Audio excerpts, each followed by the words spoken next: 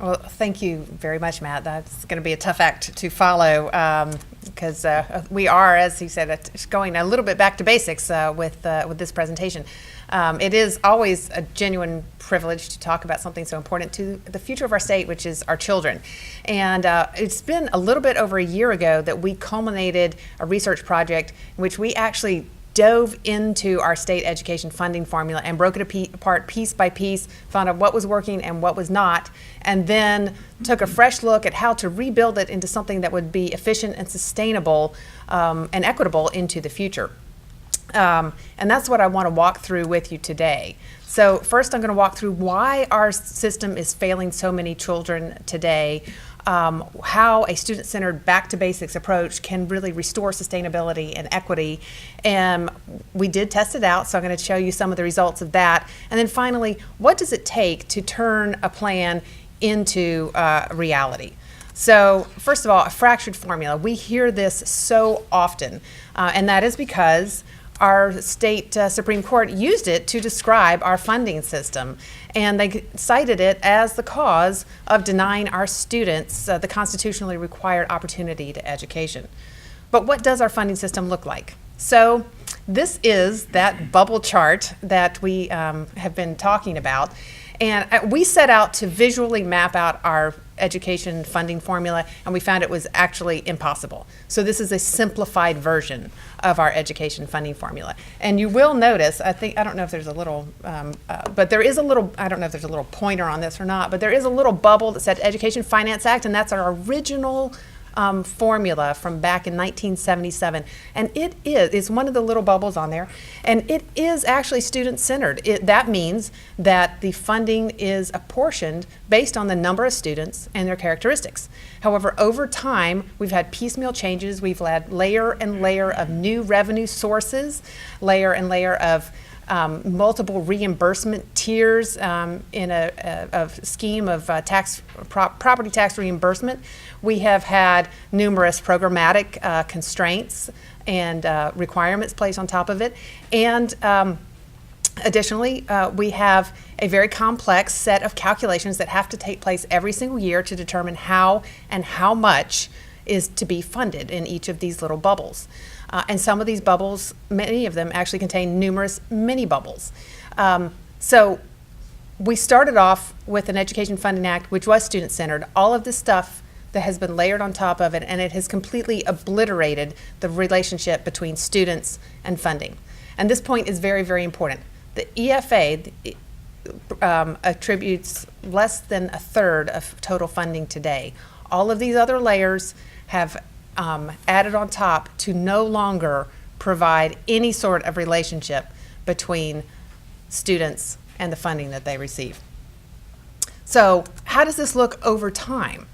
Well, this is revenues per student. It's inflation adjusted, so this is 2018 dollars, and you will see that basically over time, as we have economic booms, we spend more, we make more, we spend more, then we have an economic bust, and we make less and we start cutting. So imagine if you're a school district or a school trying to develop a budget for next year under these type of circumstances. That's literally impossible to do. So the way we fund our schools prohibits planning and stability going forward. So ultimately, we end up with a system where expenditures are not tied to student costs, revenue streams are unstable and unpredictable. We have an overly complex funding formula which really prohibits transparency and it disguises inefficiency. And finally, we have a state-local cost-sharing formula that does not promote equity across districts. So when we re-envisioned how to do this, I want to say that we came up with something revolutionary, but we did not. We came up with something that has been proposed over and over and over again by legislative committees, by researchers at our state's own institutions of higher education, by our school boards, by our school administrators, and by our business officials. We call it the EFA 2.0, and it is a modern restoration of our original Education Finance Act. We like to call it a back-to-basics approach, but it embodies the elements of a stable and equitable system. And it really has four components. First is foundation the foundation amount, and that is the base amount required to educate a single student. Now, obviously, every student is not the same. Some have special needs. Some come from households of poverty. Some require special educational needs in vocational or English learning or gifted. And so a weighting system provides the additional funds to those specific students to ensure that their needs can be met. Most importantly, it restores state efficiency in state funding. It takes all of those myriads of revenue sources and programmatic funds and calculations, et cetera, and combines them all into a single source from which funds can be allocated based on a formula in a very transparent method that is predictable year after year after year. And finally, it addresses the state and local cost sharing issue and provides additional support, or I should say rectifies issues with equity among different districts of different wealth. So the impact. Yes, we didn't just create a formula in a vacuum. We spent a lot of time developing a model and collecting data in order to test it out. And we came up with 5 base scenarios to test the model out on. So the first 2 have to do with South Carolina. What we did is we took the existing EFA weights, we simplified them, but we took the existing EFA weights and then we took all districts and came up with a revenue neutral foundation amount based on those weights, which in the 2015-16 school year was $7,413. So the second scenario we did was we took the same thing, except we took the top 20 high-performing districts in South Carolina, and we did the same type of thing and came up with their revenue-neutral foundation amount. So surprisingly, we found that they were spending on average $227 less per student in the high-performing districts than across the entire state. Then we did the exact same thing for 6 southeastern states, South Carolina plus 5 other ones that were very comparable. And again, with all of the districts, we found and an average weight of all of those southeastern states. We found a foundation amount of just under 6,800, and then we did the same thing. Top 25% high-performing districts, and interestingly enough, across the southeastern United States, they were spending about $180 more in those high-performing districts. Unfortunately, South Carolina only had 1 district that met in the total top 25% high-performing districts for those 6 southeastern states. And then finally, we went and found 5 of the most recent studies, the evidence-based studies, and that's where education researchers start from the ground up and determine what would be the appropriate foundation amount and weights.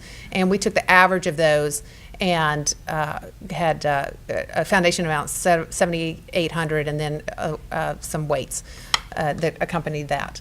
And we developed an interactive online model where we could test those 5 base scenarios, but we could also provide any sorts of tweaks to those scenarios that we wanted. We could come up with any scenario we wanted and find out how that would play out and what would be the impact on South Carolina and on each individual district.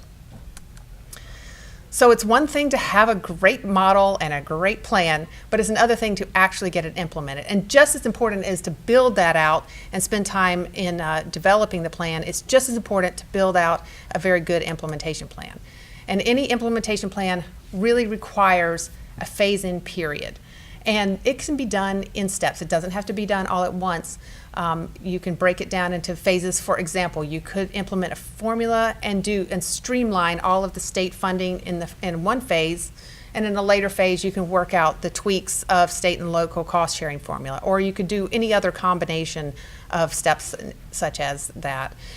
Hold harmless provisions are really a requirement, providing the additional amount of funds to help districts ease them through that phase-in period so it is smooth.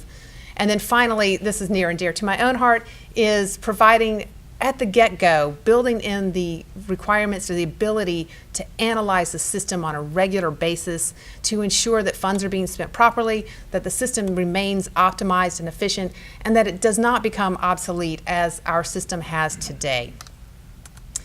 So ultimately, just to reiterate, this is not, I would like to say this is something new, but this is more tried and true.